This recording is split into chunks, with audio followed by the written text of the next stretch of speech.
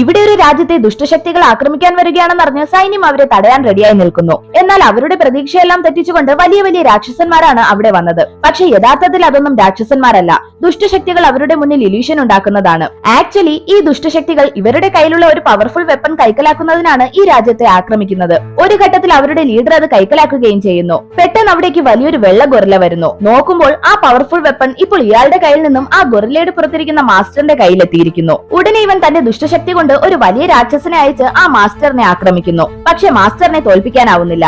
Master രാക്ഷസനെ നശിപ്പിക്കുന്നു. ഉടനെ ഇയാൾ കുറെ വാളുകൾ പോലുള്ള ഒരു വെപ്പൺ വെച്ച് മാസ്റ്ററിന്റെ തല മൂടുന്നു. ആ വെപ്പൺ നരകത്തിൽ നിന്ന് കൊണ്ടുവന്നതാണ്. ഒരു വട്ടം അതുകൊണ്ട് തല മൂടിയാൽ പിന്നെ ഒരിക്കലും അത് റിമൂവ് ചെയ്യാൻ സാധിക്കില്ല. അതുകൊണ്ട് നിനക്ക് അവസാനമായി എന്തെങ്കിലും പറയാനുണ്ടോ എന്ന് ചോദിക്കുന്നു. അവന്റെ ദുഷ്ടചിന്തകളെ ഉപേക്ഷിക്കണമെന്ന് മാസ്റ്റർ പറയുന്നു. പക്ഷെ അവനത് കാര്യമാക്കുന്നില്ല. പെട്ടെന്ന് അതുപോലെ തന്നെ ഒരു വെപ്പൺ ഇവന്റെ തലയും കവർ ചെയ്യുന്നു. അവൻ പാനിക് ആവുന്നതനുസരിച്ച് അത് മുറുകാൻ തുടങ്ങുന്നു. മാസ്റ്റർ വീണ്ടും അവനോട് നിന്റെ ദുഷ്ടചിന്ത ഉപേക്ഷിച്ചാൽ അത് ഓപ്പൺ ആവുമെന്ന് പറയുന്നു.